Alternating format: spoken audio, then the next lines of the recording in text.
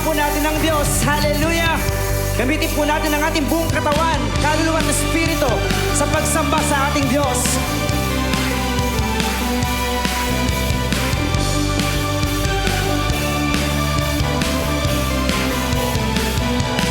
Tayo tumalon, tayo sumigaw, puri at sumayaw.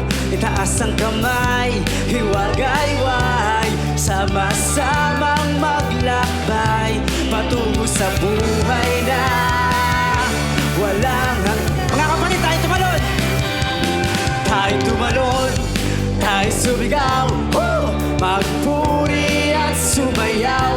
Itaas ang kamay, hiwagayway, sama-samang maglakbay patungo sa buhay na walang hanggan. Sama-samang tumalon, sama-samang sumigaw, purihin pangalan niya, purihin pangalan niya. Araw-araw langit ang nadarama. Naniniwala ako kung araw-araw langit ang nadarama mo, hindi ka titigil na magpuri sa Diyos. Tayo tumalon, tayo sumigaw, tayo magpuri at sumayaw. Itaas ang kamay, iwagayway, sama-samang maglakbay patungo sa buhay na walang hanggan. Sama-sama! Sama-samang tumalon, sama-samang sumigaw, purihin pangalan niya, purihin pangalan niya. Sama-samang tumalon, sama-samang sumigaw, purihin pangalan niya, purihin pangalan niya. Araw-araw langit ang nadarama. Yes, hallelujah Lord. Tunay nga po Diyos, sa piling mo, langit ang aming nadarama. Sabay-sabay po tayo mga kapatid. Tumalon, sumigaw, magpuri at sumayaw. Tumalon, sumigaw, magpuri at sumayaw. Kapatid, may tataas pa yung talon mo. Tumalon, sumigaw, magpuri at sumayaw. Para sa Panginoon. Tumalon, sumigaw, magpuri at sumayaw. Tumalon, sumigaw, magpuri at sumayaw. Tumalon, sumigaw, magpuri at sumayaw. Sama-samang tumalon, sama-samang sumigaw, purihin pangalan niya, purihin pangalan. For the last time kapatid. Sama-samang tumalon, sama-samang sumigaw, purihin pangalan niya, purihin pangalan niya, purihin pangalan niya. Jesus ang pangalan niya. Araw-araw langit ang nadarama. Hallelujah! Tunay nga ang pangako ng Diyos ay totoo. Na hindi na tayo iiwan, hindi pababayaan man. Tayo kanyang lagi sasamahan. Ako'y sumasayo, sumasa akin ka, O Diyos. Ika'y kasama, saan man ako magpunta. Sa mundong ito, pangako mo ay hawak ko. Sasamahan, saan man ako magpunta. Hallelujah! Ako'y sumasayo, ako'y sumasayo, sumasa akin ka, O Diyos. Ika'y kasama, saan man ako magpunta. Sa mundong ito, pangako mo ay hawak ko. Sasamahan, saan man ako magpunta.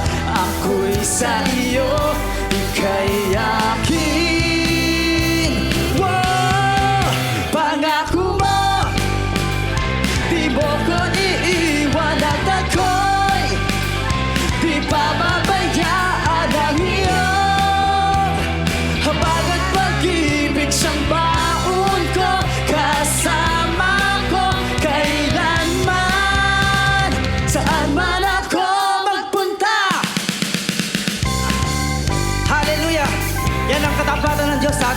buhay.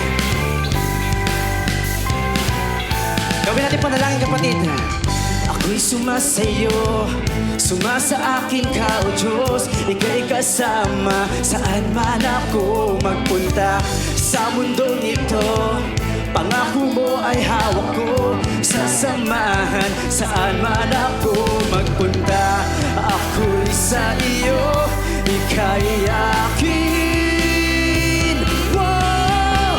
Pangako mo, di mo ko iiwan at ako'y di pababayaan ang iyong habagat pag-ibig. Siyang baon ko, kasama ko kailanman, saan man ako magpunta. Hallelujah! Mga kapatid, patuloy po natin panghawakan ang pangako ng Diyos na siya lamang ang ating sandigan at kanlungan sa lahat ng panahon ng ating mga buhay.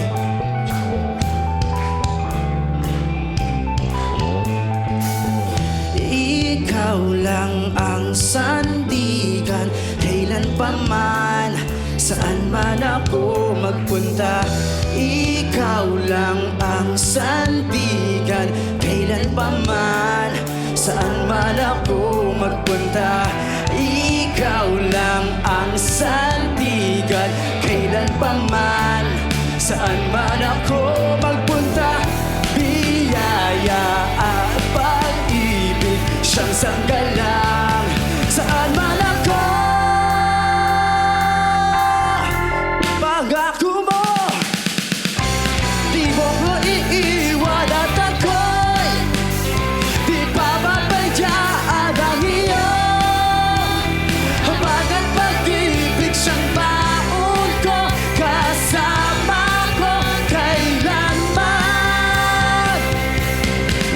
Pangako mo, di mo ko iiwan at ako'y di pababayaan ang iyong habagat pag-ibig. Siyang baon ko, kasama ko kailanman. Kailanman, kailanman, saan man ako magpunta. Hallelujah! Salamat po, Panginoon, sa iyong dakilang pangako sa mga buhay po namin. Hallelujah.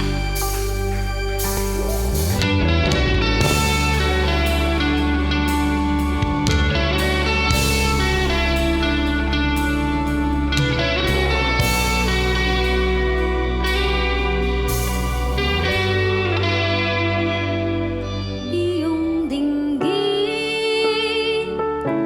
itong dalangin,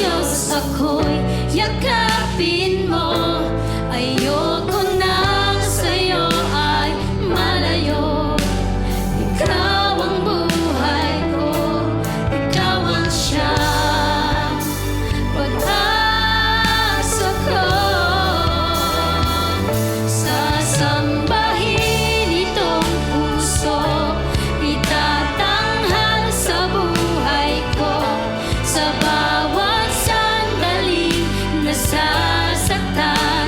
Salamat at ika'y nariyan, ika'y luwalhati. Ngalan mo'y sasambahin, dililimutin, pag-ibig mo sa akin, ikaw ay pupurihin. Pupurihin. Salamat sa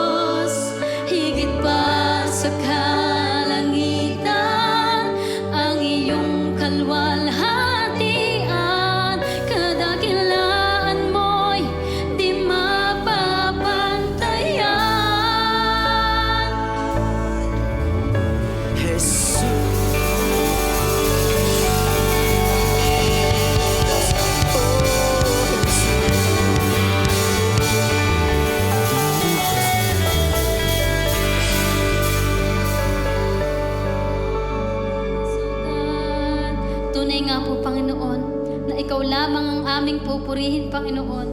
Tunay nga, O Diyos, na walang sino mang makakatapat sa iyo, Panginoon. Walang sino man, Panginoon, ang makahihigit sa iyong kadakilaan, sa iyong kalwalhatian, O Diyos. Salamat po, Panginoon. Salamat po, Panginoon, sa buhay na meron kami, Panginoon. Oh yes, God. Hallelujah. Tunay nga, Panginoon, na sa umagang ito, i-bless nyo nga po, Panginoon, O Diyos, ang mga salitang maririnig ng iyong mga anak. Patuloy pong bigyan nyo sila ng pangunawa, Panginoon, na sa gayon maintindihan po nila anumang mensahe na maririnig namin sa tagapaghatid ng iyong mga salita, Panginoon. Salamat po, O Diyos. Ikaw po ang makita at hindi sino man, Panginoon. Kaya naman, O Diyos, ang lahat po ito, Panginoon, ay sa iyo lamang namin, Panginoon, ipinagkakatiwala. Sa iyo po namin ito ipagkakatiwala ng buong buo, O Diyos. Samahan niyo nga po kami, Panginoon. Yes, O God. Sa pangalan po ng aming Panginoong Jesus, ang lahat po ng anak ng Diyos ay magsabi ng Amen.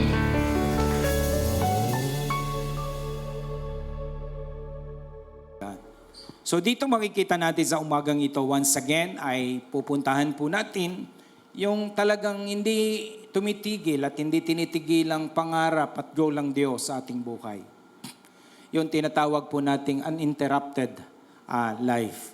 So sa mga susunod pong mga pagkakataon as we worship the Lord in this place, ay tayo po ay makakaranas ng series ng mensaheng ito. Okay?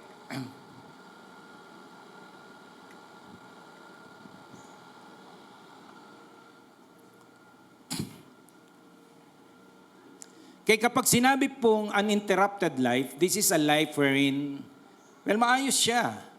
No, ito yung buhay na talagang gusto ng Diyos na nagtutuloy-tuloy para sa atin. And in fact, I really want to show to you this morning yung buhay talaga na it's a life without sin. Bagamat tayo po ay nabubuhay ngayon sa panahon ng tao talaga ay may kasalanan, nagkakasala, but let us see this life originated by the Lord sa kanyang panahon. At ngayon po ay goal ito ng Diyos sa atin. That's why sabi niya, umayo kayo at gawin ninyong alagad ko ang lahat ng bansa. Ibig sabihin, make them like me, like you. Gawin niyo silang katulad ko. Sino ba si Jesus? Siya po yung nabuhay sa lupa na hindi na-interrupt ang kanyang buhay. Kaya posible po dito sa lupa, meron pong buhay na uninterrupted. Pag sinabi nating uninterrupted, ito'y nagpapatuloy. Kasi pag sinabi nating interrupted, ito'y tumitigil, ito'y nagugulo, ito'y nahahadlangan. So sa umagang ito, ano po ba itong uninterrupted life? Let me just read this. At sabi po dito sa Genesis chapter 2, verse 15, sabi niya dyan, pinatira ng Panginoong Diyos sa laman ng Eden ang taong nilikha niya upang bungkalin ito at alagaan. Okay? Then in verse 16, at sinabi ng Panginoong Diyos sa tao, makakain ng kahit anong bunga ng punong kahoy sa alamanan. Sabi niya, makakain ka.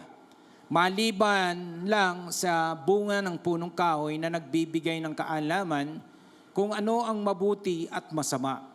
Sapagkat sa oras na kainin mo ito, tiyak na mamamatay ka. Well, this is a situation where God nilagay po niya ang tao sa isang lugar na kung saan ay walang kasalanan. Dahil ang tao po ng panahong ito, nakausap siya ng Diyos, ay wala siyang kasalanan. Ibig sabihin, in other word, meron siyang buhay na uninterrupted. Ibig sabihin, meron siyang buhay na hindi nai-interrupt, hindi napuputol, hanggang ito po ay maisakatuparan. Bagamat hindi po yan masyadong dinitalye, pero gusto ko pong tingnan natin ngayon ng maliwanag sa salita ng Diyos. Well, si Adan po ay binigyan ng pagkakataong malaman at ipakita ang alin, ang katotohanan ng Diyos. That's why we can use every now and then his life. That's why in Roma, his name was mentioned. Continually mentioned pag may mga nangangaral at nakakarating sa mga talatang iyon. At si Adan din po ay may pagkakataong malaman at may pakita sa kanyang buhay ang isang buhay ng kabutihan ng Diyos. Siya rin kasi dapat, ang tao po kasi ay extension ng kung sino ang Diyos. That's why nilikha niya ang tao after His own image and likeness. Kasi gusto ng Diyos ang tao ay extension kung sino siya. Bagamat hindi po, bagamat merong limitasyon na hindi siya Diyos, tao siya. So si Adan, pang malaman at ipakita ang katotohanan ng Diyos, maipakita ang kabutihan ng Diyos, maipakita ang kawalang kasalanan ng Diyos, at maipakita sa kanyang buhay at malaman ang katuwiran ng Diyos. Kabanalan, sabi nga po dyan ng Diyos, pag-ibig ng Diyos.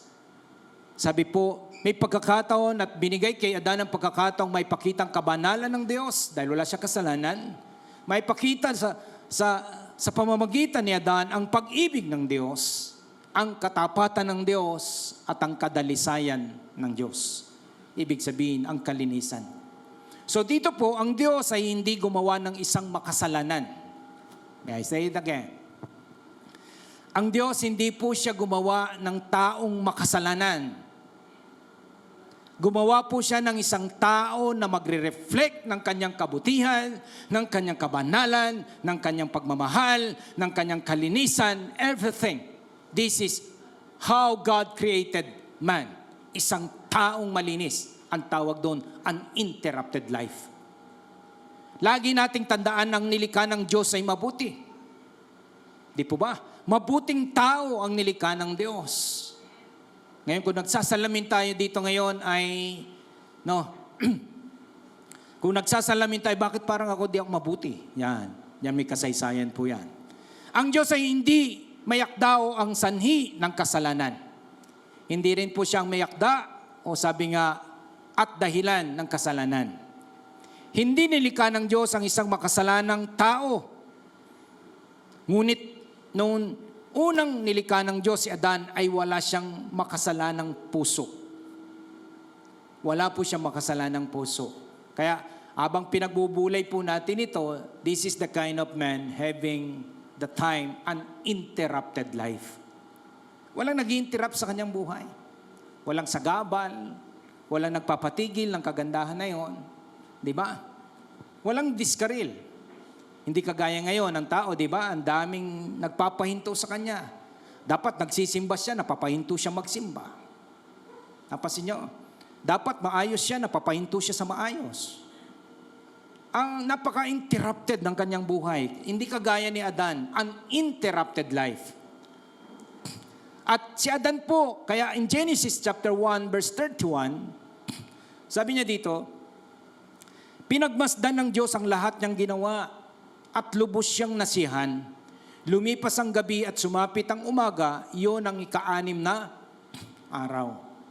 This verse right after He created man, and God said, pinagmasdan niya ang lahat niyang ginawa kasamang tao. At ang tao sa paningin ng Diyos, the time, nakakasiya sa Diyos. Nasiyahan ng Diyos. Sabi po dyan, nasiyahan siya sa kanyang ginawa. So ang Diyos, hindi po siya gumawa ng taong nakakabuisit at nabubuisit. Kaya sabi mo sa katabi mo, hindi siya gumawa ng nakakabuisit.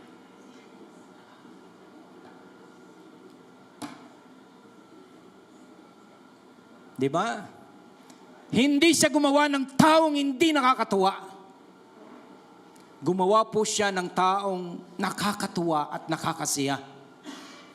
Adam was perfectly innocent. So ibig sabihin, when we say innocent, uninterrupted life, uninterrupted being, ang ibig sabihin po ng salitang inosente ay malaya sa kasalanan o mali o pagkakasala. Ibig sabihin, malaya siya. Hindi siya ginugulo ng kasalanan. Di ba?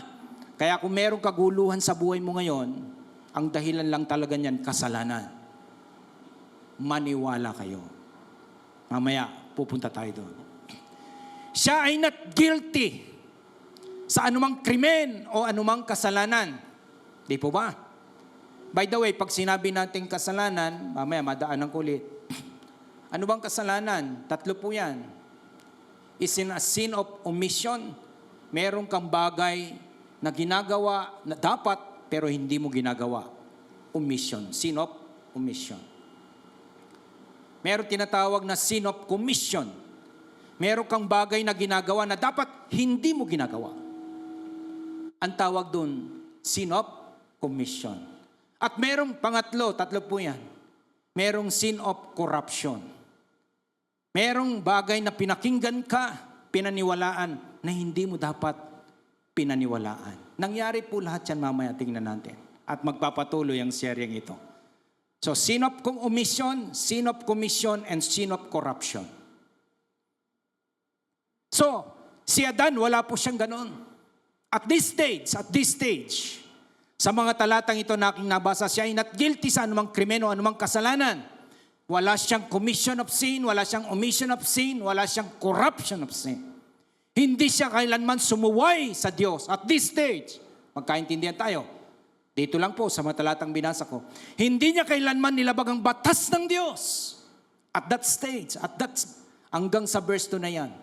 Si Adan ay hindi alipin ng kasalanan. Ibig sabihin, wala siyang paulit-ulit na ginawagawang kamalian.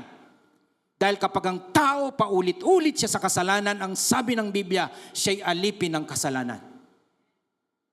Malaya siya at wala siyang kasalanan. No, malaya siya at wala siyang ginagawang anuman. Si Adan ay nagkaroon din ng magandang kaugnayan sa Diyos. There was then a beautiful relationship with God. Kaya niyang lumakad kasama ang Diyos. And that is a good relationship. Hindi siya nahiya sa Diyos. Diba? Kasi wala naman siyang ikahiya. Kaya niyang makipag-usap sa Diyos anytime. Kasi bakit? Wala siyang hiya sa Diyos. Kasi wala naman siyang dapat ikahiya. Kaya may magandang tao nun, walang hiya, di ba? Bakit? Wala naman siyang ikahihiya. Kaya tamasay ng magandang pagkikisama sa Diyos, gayon din si Adan ay namuhay sa isang perpektong kapaligiran. Ibig sabihin, he live in a perfect environment. Hindi siya namuhay sa isang mundong sinumpa ng kasalanan, tulad ng ginagawa natin ngayon sa mundong ito, na ang daming kasalanan. So, mayroon bang anumang krimen sa mundo ni Adan? May sakit ba during his time? Nagkaroon ba ng kamatayan? Nagkaroon ba ng kahirapan prior to the commission, omission, and corruption of sin? Ibig sabihin, bago po yun. So, ang mundong ginagalawan ni Adan ay ibang-iba sa mundo pong ginagalawan natin. And that is the foundation that we can really see na meron palang ganung buhay, uninterrupted life. Isang mundo at buhay na walang interruptions. Makikita natin sa kanya ang uninterrupted life. Diba? Magandang pangarapin yan. Lahat ng gustong mangarap ng uninterrupted life, say amen. Sige, kung ayaw mo, diyan ka na sa puno ng corruption na buhay. Well, in this series, we're going to tackle this. Ano ba itong walang corruption na buhay na to? Let me just say, pero hindi ko po tatalakayin yan. Isa lang tatalakayin ko ngayon. Yung tinatawag nating man's kinship with God. Ang pagiging kamag-anak o kapamilya ng Diyos. Maayos yun. He was then a child of God, absolutely a man of God.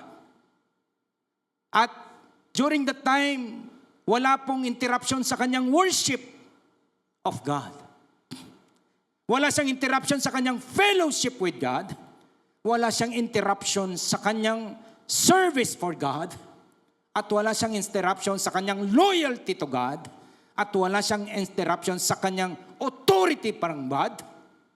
Hindi niya ina-abuse yun. At wala siyang problema sa kanyang social sabing life and for God. Yung kanyang relasyon sa kapwa-tao, wala siyang problema. Di po ba? Ang tawag dyan ay tinatawag nating uninterrupted life. Walang problema sa pagrelasyon, walang problema sa pagsamba, walang problema sa fellowship, walang problema sa paglilingkod, walang problema sa katapatan, walang problema sa kapangyarihan, at walang problema sa pakikipag-ugnayan. Parang pag nagbulay tayo, parang ako, pastor, lahat problema ko yan. Hindi Hindi natin napapansin. So, iyan ang buhay originally that God intended for all of us. Uninterrupted life. Pero ngayong umaga, una lang natin pag-aaralan. Yung number 1 lang, the kinship. Man kinship with God. Well, dito ang mga tao ay may special na kaugnayan sa Diyos. Isa na nilikha, are related to God, nasira, yan po ang kasaysayan, at pagkatapos ay tinubos sa pamamagitan ni Kristo. Ang relasyon nito ay kadalasang inilalarawan sa mga tuntunin ng pamilya, the family, the rule of family, tipan, covenant, at yung tinatawag nating adoption, pag-aampon. So man, uninterrupted relationship with God. Yan po yung ating pag-aaralan sa unang pundasyon ng topic na to. Kaya maganda, wag po tayo mag-a-absent tuwing linggo. So nilikha ayon sa larawan ng Diyos ang pundasyon ng pagkakamag-anak natin sa Diyos. Lahat ng kamag-anak dito ng Diyos, say amen. Yan po yung kinship. Ibig sabihin, kapamilya tayo ng Diyos. Ang sabi sa Genesis 1:27, kaya nilalang ng Diyos ang tao ayon sa kanyang sariling larawan, lalaki at babae, at nilikha niya sila. Ibig sabihin, in that sense, in that meaning, in that truth, tayo po naging kapamilya ng Diyos sa pamamagitan ng pagkalikha sa atin ng Diyos. So ang bawat tao ay nagtataglay ng larawan ng Diyos. Yung tinatawag nating Imago Dei, na kinabibilangan ng tinatawag nating meron tayong moral reasoning, meron tayong creativity, kaya hindi boring, di ba? Marami siyang pwedeng gawin. Meron siya sariling kagustuhan, free will, relational capacity, kaya niya makipag-ugnayan ng maayos, a soul that longs for God, at isang kaluluwang laging hinahanap ang Diyos. Dahil dun siya nakadepende sa kanyang uninterrupted life. So ang ating relasyon sa Diyos ay nagsisimula sa ating disenyo.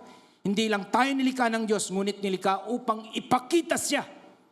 Nilikha tayo ng Diyos upang maglarawan sa atin ang larawang gusto niya ayon sa kanyang wangis. Well, kung titingnan natin, original na innocence, nilalang sina Adan at Eva na walang kasalanan sa isang estado ng original na katwiran. Wala silang interruption of sins sa buhay nila. So isa lang po pinag-uusapan nating interruption sa buhay. Kasalanan. Ano mang ngayon na naputol na maayos na buhay, dahil yan sa kasalanan. Sabi mo sa katabi mo, alam mo yan. Diba? Kabisado mo yan. Diba? Anumang relasyon na nagka-problema, nag-interrupt lang dyan na yung kasalanan. Sabi mo, alam na alam mo yan. Di ba? Kaya napakasimple lang ng buhay, di ba? Kasalanan lang ang mamasterin nating iwasan. Aayos ang buhay. Mamaya, pupuntahan ko po yan sa Lundo. Wala silang interruption of sin sa buhay nila. No guilt, no shame. Walang kasalanan, walang kahihiyan.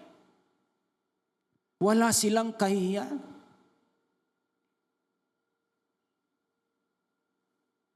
Naintindihan niyo po ba yung walang kahihiyan? Ginagamit kasi natin ngayon yan sa maling tao, di ba? Ay, walang hiya ka. Talagang walang hiya si Adan, no? Ba't siya mahiya? Wala naman siyang ginagawang kasalanan. Ang dapat lang mahiya ay yung gumagawa ng kasalanan. Sabi mo sa tabi mo, kuha mo. Di ba? Di ba? In Genesis 2:25, nang panong yun, kapwa tubot-tubad, ang lalaki at ang babae, ngut hindi sila nahiya. Wala silang hiya. Di ba? Ngayon, nagiba na po ang kahulugan ng walang hiya. Kapag gumagawa na ng kasalanan ngayon, sila na yung mga walang, kayo nagsabi niyan talaga. Ito yan. Di ba? Di totoo po yan. Kasi kaya gumagawa ng kasalanan, wala ka ng hiya kay Lord. Yung mga hindi gumagawa, yan ngayon ang malalimang hiya sa Panginoon. Amen po ba? Kaya nagbaligtad eh. So dito pakikinggan natin, sila'y lumakat at pag-usap sa Diyos ng malaya, nagtatamasa ng, sabi nga, matalik na pagsasama sa Diyos. At sa binabi ng Panginoon, in verse 16, sa Diyos, sa tao, makakain ka ng lahat mong bunga ng punong kahoy sa lamanan, maliban lang sa bunga ng punong kahoy na nagbibigay ng kaalaman kung anong mabuti at masama, sapagkat sa oras na kainin mo, tiyak na mamamatay ka. So ang tao, maliwanag po, sa mga talatang yan, meron siyang free will. Pag sinabing uninterrupted life, nagtataglay sila ng malayang pagpapasya. Ibig sabihin ay ang kakayang pumili ng mabuti o masama. There was a time, lagi nilang pinipili yung mabuti. Parang ikaw, nasa iyo din yan ang katangian na yan. Kaya mong pumili ng mabuti at kaya mong pumili ng masama. Ang problema lang, pinagsasabay mo. Yan ang malaking problema. Di ba? Pumipili ka ng mabuti pag linggo, pag Lunes, pipili ka naman ng mali. Nga. Pasok din ang interruption. Pag sinabing free will, hindi sila mga robot. Maaari silang sumunod o sumuway. Kahit sinless sila that time. They can obey and they can disobey. At meron tinatawag na moral clarity. Bago ang kasalanan, mayroon silang malinaw na moral na pangunawa. Hindi nababalot ng pagmamataas o panlilinlang sa sarili. Their reason and desires were in harmony with God's wills. Ano man ang kanilang pangatwiran ng mga pinagnanasaan sa buhay, nakaayon yun sa kagustuhan ng Diyos. Their conscience, ang kanilang mga budi ay hindi nasugatan o didilim ng kasalanan. Their conscience was not yet wounded or darkened by sin. Kapag sinasabi nating merong moral clarity at meron silang perfect harmony. Ano yung perfect harmony? Ibig sabihin, nasa ayos ng wastong ang isip, kalooban at damdamin. Kung mag-isip sila malinis, kung makiramdam malinis, at kung sabi nga, kung anong nasa loob, malinis. Perfect harmony. Kaya hindi sila nakikipag-away. Diba? Di nila naaway. Kaya yung katabi mo, pag nag-aaway kayo niya, ibig sabihin may kasalanan.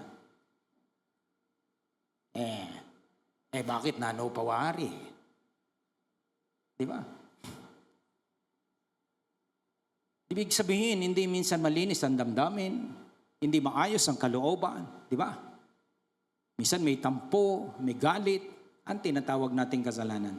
Perfect harmony. Walang hindi maayos na pagnanasa, tulad ng pagnanasa, pagmamataas, inggit at iba pa. Wala silang gano'n. Uninterrupted life. Perfect harmony, ang kalikasan mismo ay sumasailalim sa kanila na walang banta ng pagdurusa o kamatayan. Anumang kalikasan pumapabor sa kanila. Hindi sila tinutuklaw ng aso para mamatay. Hindi sila kinakagat ng aso para marabis. Di po ba? Ngayon, pag nakagat ng aso, katakot-takot, may karpa, may makabebe, may saan-saan. Di ba? Para matusukan at hindi mamatay ng rabies. Perfect harmony. Maging ang kamatayan sa kanila ay hindi nagkaroon ng kapangyarihan. Their work and purpose. Yung kanilang mga trabaho at layunin. Sinada na tayo ba'y may makabulong gawain at layunin bago pa man magkasala. Binigyan na sila ng Diyos that this whole earth, they will impose their dominion, they will use their authority, they will explore their earth, and they will replenish with their being ang mundong ito. And that is the purpose. Magpapakarami silang mabuti sana. Ang trabaho hindi pagpapagal, kundi isang bukasyon puno ng kagalakan. Di ba sarap niyan? Kung nagtatrabaho ka ngayon, hindi ka parang napapagal lang at nabubuisit pagkatapos. Sana ikaw yung nagtatrabaho pagkatapos mo mapagod, sayang-saya ka. Ganun sila. Lahat ng niwala doon sa yaman. Ngayon mga nagtatrabaho, alam niyo po ba? Pag nagbakasyon ng linggo o kaya nag-off na ng Sunday, Saturday at Sunday, kung pwede lang, wag nang dumating ang Monday. Tingnan yan, di ba? Para hindi na magtrabaho. Kasi bakit? Hindi masaya. Pero sila, wala po yun. Wala silang ganon. Well, wala silang interruptions. No? At paano nagkaroon at dumating ang interruptions? Okay, makinig po kayo mabuti ngayon. Gusto niyo po ba yung ganong buhay? Lahat ng gusto ang ganong buhay, say amen. Yung hindi sumagot, dyan na kayo sa puno ng kaguluhan. Puno ng interruption.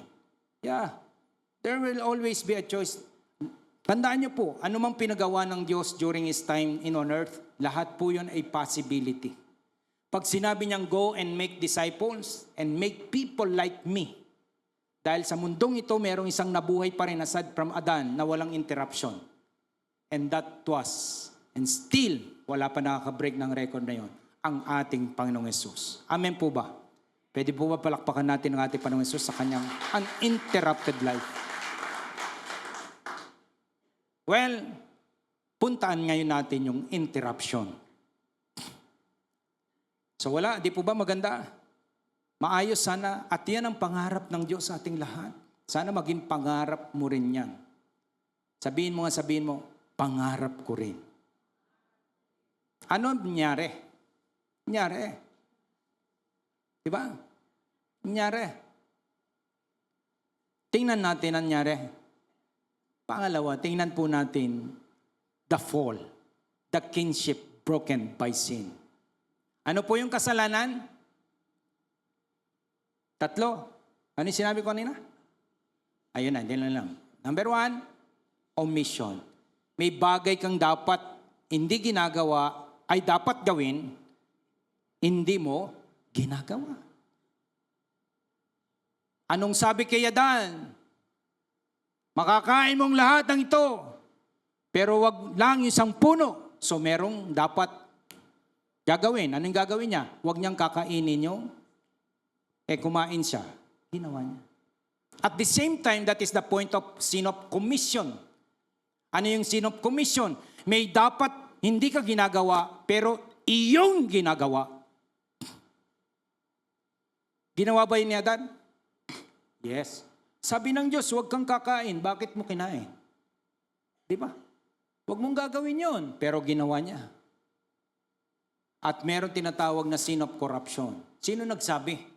Sinong nangurap? Di yung ahas, ang demonyo. Nakinig siya sa ahas instead sa salita ng Diyos. So ang tawag doon ay sin of corruption. Pinakinggan mo. So the fall, yun ang nangyari. Ang pagkasira, sabi nga sa pagkakamag-anak na nasira ng kasalanan. The fall, kingship broken by sin. Pumasok ang interruption of sin. Sa buhay po, wala nang ibang interruption. It's always the same. Sabihin nyo nga po, the same. Kaya wag mo siyang maging pangarap. Dahil sa pagkahulog sa kasalanan, nasira ang pagkakaugnay ng tao sa Diyos. That relationship broke. Nasira. Anong sabi?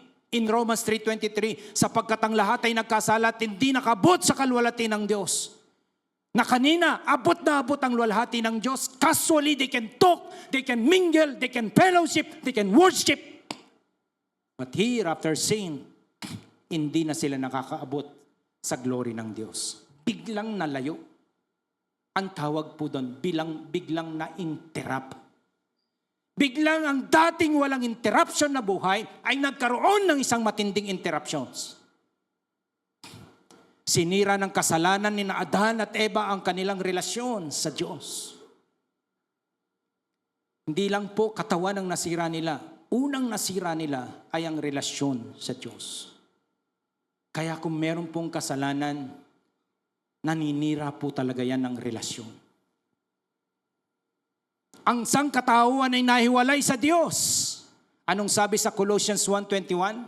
Nang sabi, nung unay walay kayo sa Diyos, this is now what after sins did. Sabi niya, nung unay walay kayo sa Diyos. At kayo mga kaaway niya dahil sa kasamaan ng inyong pag-iisip at mga gawa.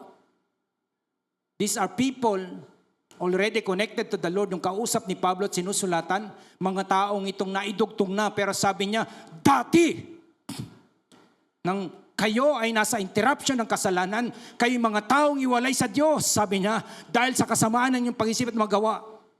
So ang spiritual na kamatayan ay pumapalit sa spiritual na buhay.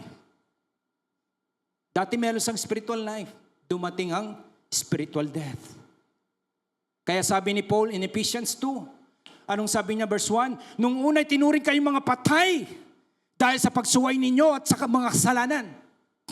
Again, na-interrupt ang buhay. Dahil saan? Dahil sa pagsuway at mga kasalanan. Bagamat nananatili ang larawan ng Diyos, ito'y nasira at nabaluktot. Ang mga tao ay hindi nalikas mga anak ng Diyos pagkatapos ng pagkahulog. After this fall, wala na pong absolute at child o children of God. Wala na. Lahat na hiwalay. Sa halip, ang mga tao ay spiritual na hiwalay sa Diyos at nangangailangan ng pagtubos at muling pagdudugtong ng relasyon na yon. Kaya lahat ng tao hindi madudugtong sa Diyos muli. Putol pa yon, interrupted pa rin ang buhay. Nagkaroon ng interruption, nagkaroon ng disconnection. In other words, sa pagampon, eto na po. Paano ngayon? Ano nangyari? May I say you, marami sa mga kamag-anak natin, marami sa kapamilya natin, sa kaibigan natin, sa mga kakilala natin, still living with this interrupted life. Bakit? Dahil namumuhay pa sila sa kasalanan na sinasabing walang relasyon sa Diyos. Kasi bakit? Lahat ng tao nahiwalay sa Diyos.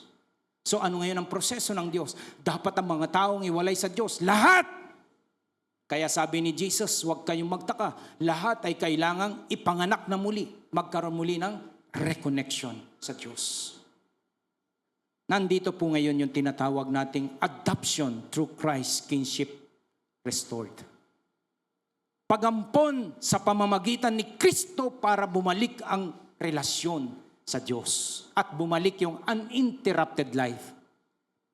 Nanumbalik kapag, sabi nga, ang pagkamag-anak natin sa Diyos sa pamamagitan ni Kristo. Ito yung breaking the interruption. Sino ngayon ang bi-break? May I say you, wala pong taong pwedeng mag-break ng interruptions. No one. Ang Panginoong Yesus lang. Kaya sinabi ng Panginoon, I am the way. Siya lang. The truth, sa Kanya lang kung paano ito. And the life, siya lang ang muling magdudugtong ng buhay na yun. Siya lang. Sabihin nga po, siya lang. Kaya sabi po sa John 1:12, sino lang ang pwedeng maging anak ng Diyos? Gayunpaman, ang lahat ng tumanggap at sumampalataya sa Kanya, binigyan niya ng karapatang maging anak ng Diyos. Walang absolute. Walang pagkapanganak-anak ng Diyos. Wala. Kahit tinaangkin man ng sino, anak sila ng Diyos. Hindi pwedeng angkinin lang yun ng tao. Kailangan yun ay may gawin si Kristo sa Kanya. Dahil sabi niya, ang lahat ng tumanggap at sumampalataya sa Kanya, kanino kay Jesus, ay binigyan niya ng karapatang maging anak ng Diyos. Paano kung ayaw mo si Jesus? Kaya let's always introduce Jesus. Lagi nating ipakilala, ipahayag, huwag niyo pong pagsawaan sa nangangalunyan yung asawa, sa loko-loko niyang mga kapatid. Bakit? Hanggat hindi dumarating si Jesus sa kanilang buhay, wala silang kaugnayan sa Diyos. Amen po ba? In Romans 8:15, at ang Espiritu na tinanggap ninyo mula sa Diyos ay hindi binigay upang magkaroon muli kayo ng takot. Sa halip upang kayo maging mga anak ng Diyos. Maging, ibig sabihin, dati hindi. At sa iyon, sa pamagitan niya natatawag na ninyong Aba, Ama, ang Diyos. Verse 16, ang Espiritu at ang ating Espiritu ay parehong nagpapatunay na tayo'y mga anak ng Diyos. Espiritu Santo lang ang pwedeng magpatunay, magdugtong na ikaw ay muling maging anak ng Diyos sa pangalan ni Kristo Jesus. Amen po ba? Lahat ng anak ng Diyos dito, say amen. Sure. Thank you, Lord. At least naganap ito sa amin. Sa pamamagitan ng pananampalataya kay Jesus, ang mga mananampalataya na bigyan ng katwiran, nakipagkasundo sa Diyos, inampon sa pamilya ng Diyos. Anong tawag? Na-restore yung tinatawag nating kinship. Kaya marami pong pretending sa mundo, pero ito yung totoo. Mga kapatid, wala pong ibang totoo. Sabi nga ni Pablo sa Galatians, walang ibang mabuting balita. There is only one good news, and that is the Lord Jesus Christ.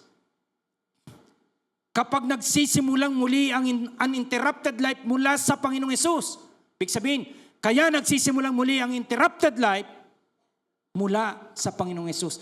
People, person, anyone in this earth can only start an uninterrupted life through Christ Jesus. Hindi pwedeng magsimula sa pera, hindi pwedeng magsimula sa pinag-aralan, hindi pwedeng magsimula sa lugar, hindi pwedeng magsimula yan sa sino mang kasama. uninterrupted life will always start in Christ Jesus. Lahat ng niniwala doon, say amen. Kahit naman tayo dito ngayon. Kung hindi tayo nakakilala kay Jesus, patuloy lumalarga itong interrupted life na to sa atin. Ang kahulugan ng kinship with God ngayon, hindi lahat ng tao ay mga anak ng Diyos na sa usapang pagtubos. Tanging mga pinaknamuli sa pamamagitan ng pananampalataya lamang ang siyang mga anak ng Diyos. Lahat ng mga anak ng Diyos dito say amen. Be sure with that. Ang mga mananampalataya magkakapatid kay Kristo at ang Diyos ang kanilang Ama sa langit. Lahat ng magkakapatid dito say amen. That's good. Ang bagong pagkakamag-anak na ito ay hindi nakukuha, kundi binibigay sa pamamagitan lamang ng biyaya. Kaya merong sola gratia. Sa pamamagitan ng pananampalataya lamang, kaya may tinatawag na sola fide. Di po ba? And this is now the bottom line. Kaya malibang naghari si Kristo sa buhay ng isang tao, siya ay siguradong nasa interrupted life situation. Malibang dumating si Kristo sa buhay ng isang tao, ang taong yon ay mananatiling interrupted ang kanyang buhay ng ano? Ng kasalanan.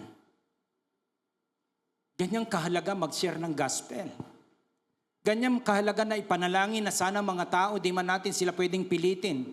Pero sa biyaya ng Diyos na sila'y mapagarian. Dahil hanggat hindi nag-aari si Kristo Jesus sa kanila, laging gumagalaw at umiikot lamang sila sa tinatawag nating interrupted life, interrupted by sin. Magsisimula ang interrupted life sa buhay ng tao sa pamamagitan ng Panginoong Jesus. Lahat ng niniwala doon, say amen. Lahat na nakapagsimula na rito, say amen. At lumalago. Simula lang po yun. Lumalago ang uninterrupted life sa buhay ng tao sa pamamagitan ng Panginoong Jesus. It will always start with Jesus and it will always grow with Jesus. What? The uninterrupted life. Mga kapatid, kasalanan po ang nag-interrupt ng mga buhay natin. Kasalanan lang ang nag-interrupt. May I repeat it again. When we say kasalanan, when we say sin, ano yung tatlong bagay? Sin of omission. Sa buhay natin, kapag may dapat kang gawin, hindi mo ginagawa, nai-interrupt ang iyong buhay. Second, yung sin of commission.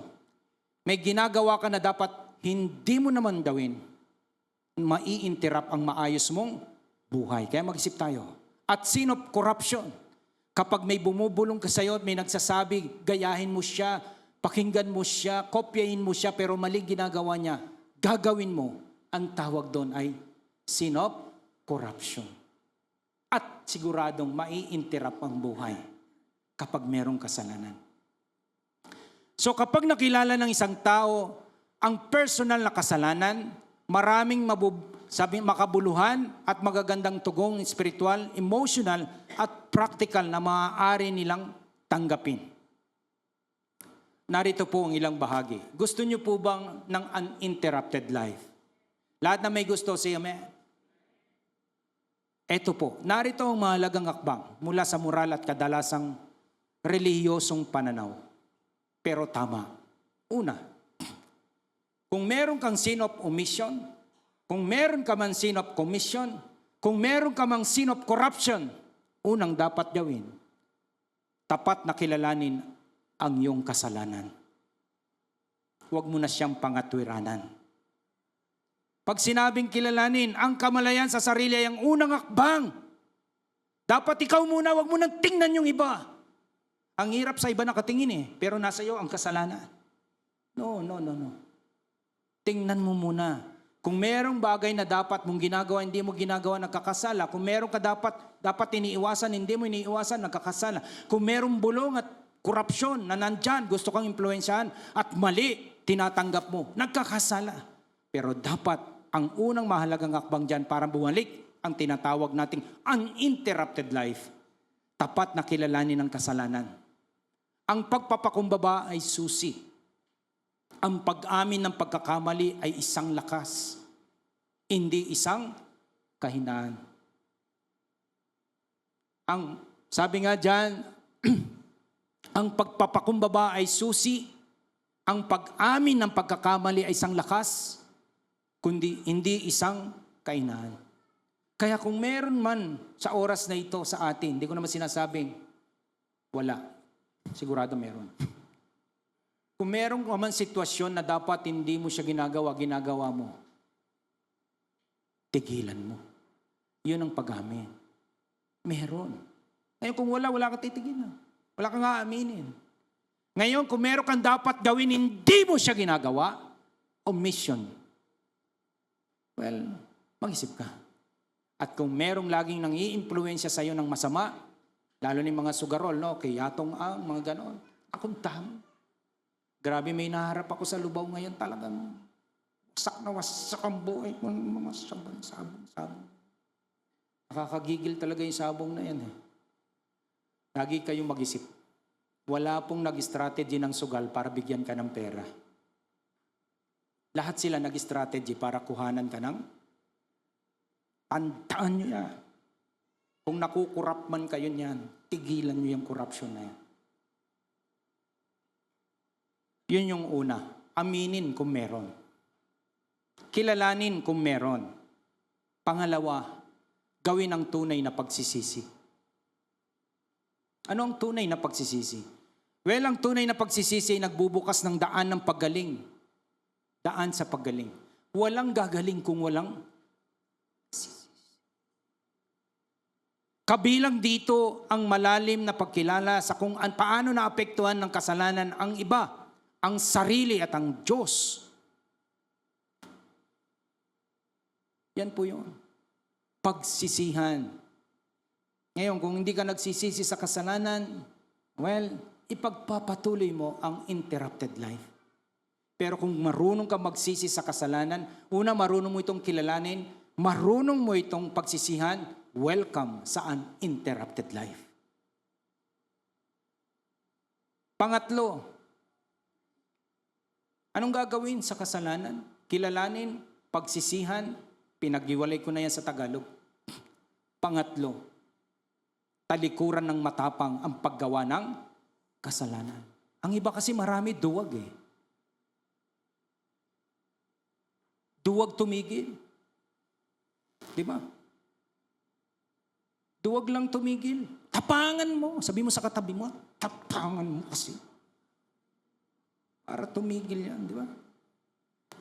Hanggat duwag ka sa pagtigil sa kasalanan, kasalanan ay uulit-ulit lamang. Ang kasalanan ay hindi lamang isang bagay na dapat patawarin. Ito ay isang bagay na dapat tigilan. Amen po ba? Ang kasalanan ay hindi lamang isang bagay na dapat pagsisihan o kilalanin. Ito ay isang bagay na dapat tigilan. Lahat ng titigil, say amen. Gumawa ng mga akbang upang maiwasang mahulog ng paulit-ulit sa kasalanan. And that is the message of God this morning. Simply, uninterrupted life, a sinless life. The very interrupted life, a sinful life. So simple. Balik tayo uli kay Jesus. Kung gusto nating maayos ang buhay natin, balikan natin ang Panginoong Jesus. Kung may kasalanan, punta kay Jesus. Siya ang manunubos, siya ang magpapatawad sa atin. Surrender kay Jesus. Okay po ba yon? So that again, kung meron na dating uninterrupted life, magpapatuloy muli ang interrupted life. Lahat po ng naniwala dito, say amen. Tumayo po tayong lahat.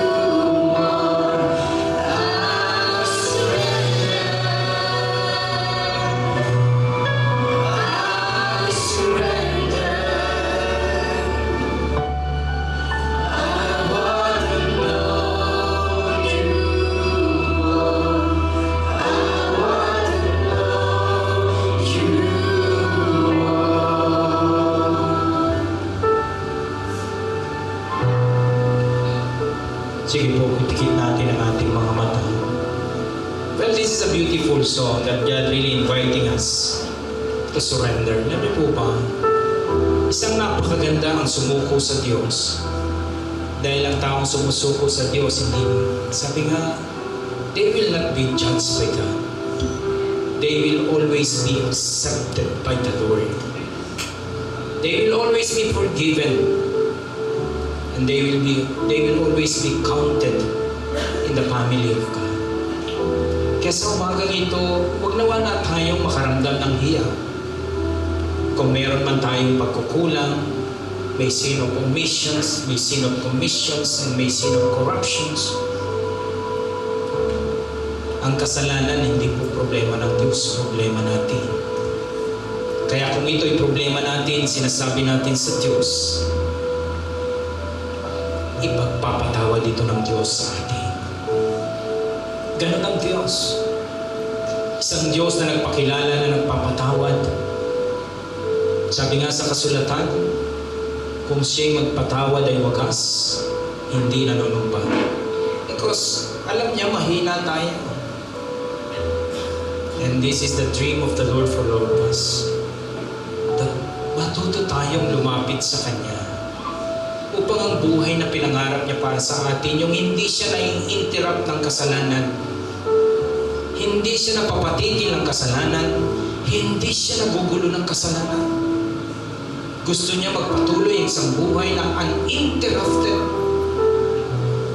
Buhay na pinag-aharian ni Kristo Jesus. Buhay na pinangunahan ng Espiritong Banal. At buhay na nakatanim ang mga salita ng Diyos. Kaya mga kapatid, sa umagang ito, there are such. Kung meron man, kayo naman ang Diyos ang nakakaalam. Kung meron, commission, corruption. Just say it to your good God. Sabihin mo ito sa iyong mabuting Diyos. Huwag mong ikahiya, huwag mong itago dahil hindi pwede. Just say it. Lord, patawarin mo po ako, Diyos. Forgive my sins, Lord. Patawarin mo po. Linisin mo po ako sa anumang karamihan at hayaan mo ang maalam na paghahari ni Kristo Jesus ay maganap sa aking buhay. At bigyan mo ako ng lakas na muling mabuhay nang may katapangang tinatalikuran ang anumang uri ng kasalanan sa aking buhay. May katapangan akong naglalakad sa malinis na pamumuhay upang ang buhay na ito kagaya ng iyong pinangarap ay hindi na kailanman ma-interrupt ng anumang uri ng kasalanan. Heavenly Father, we thank you, Lord. Salamat po sa umagang ito. Hayaan mo, Diyos, kahit man nagiging paulit-ulit kami kung makagawa ng kamalian, kahit man nagiging paulit-ulit kami, hindi kami nakakapagbigay ng kasiyahan sa iyo. But again, Lord, because of your grace and mercy, patawarin mo po kami, linisin mo po kami, i-empower mo po kami, O Diyos, upang ang uninterrupted life ay patuloy na dumaloy sa amin. Hindi ito mawala sa amin, hindi ito ma-disconnect sa amin. But again and again, we're going to enjoy it, a life na nagagaling sa Ama, sa umagang ito, pinagpapala ko pong lahat. Tulungan mo kami maisip yung mga talagang nauumit namin, ibig sabihin, mga bagay na dapat namin ginagawa, hindi namin siya ginagawa. Tulungan mo kami na magawa po namin ang mga yun. Tulungan mo rin po kami na iwasan yung mga bagay na dapat hindi namin ginagawa, pero ginagawa namin. Tulungan mo kami, O Diyos, magbigay po kami, nabigyan mo kami ng kalakas. At tulungan mo rin kami, O Diyos, kung may bumubulong, may impluensya sa mga buhay namin upang makurap kami sa mga kasalanan nila. Palakasin mo kami, O Diyos. At saan mang kaganapan, manatili ka sa aming buhay, O Diyos. manatili ka po sa amin. Maraming pong salamat with this blessing of message Lord this morning. Hayaan mo pong matreasure namin ito. Samahan kami sa journey ito ng uninterrupted life ng iyong Espiritong Banal upang ito ang lagi naming may pamuhay o dito. Salamat po sa iyo po ang aming papuri, parangalan, pagdakilan. Ito po ang aming dalangin Ama sa pangalan po ng aming Panginoon Jesus. Amen.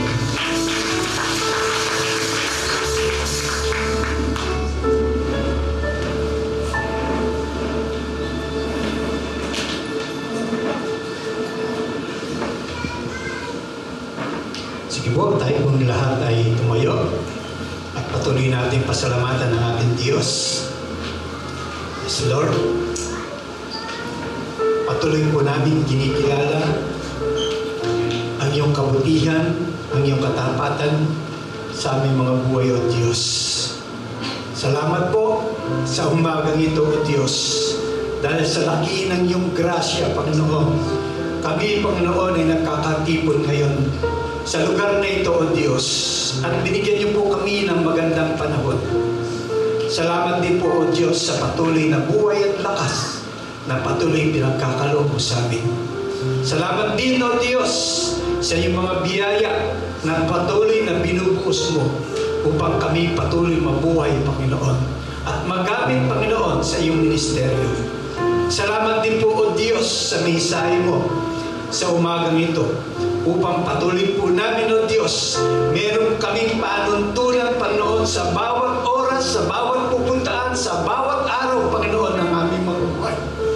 Kaya naman po, O Diyos, sa kabila, Panginoon, ng aming pagsamba sa umagang ito, kami, O Diyos, na iyong pinagpala, ay God, sa oras po ito, ay magbabalik po kami, Panginoon, ng dapat na maging ministeryo mo, O Diyos, sa lugar na ito, Panginoon, sa iglesia ito, ay babalik po namin ang mga pagpapalang ito, O Diyos.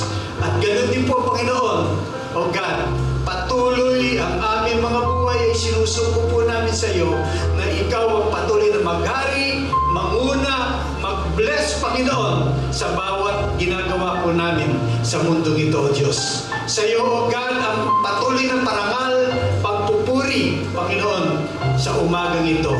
At patuloy mo, O Diyos, i-bless, Panginoon, ng mga salapi at perang ito, O Diyos, upang magamit pa, Panginoon, sa iyong mga ministeryo, sa iyong iglesia ito. Salamat po, God, salamat po. Ang pagpapala, Panginoon, ay patuloy po namin inaangkin sa iyong kabutihan, sa iyong kabanalan, at sa iyong kapangyarihan, sa pangalan po ng aming Panginoon Jesus. Amen.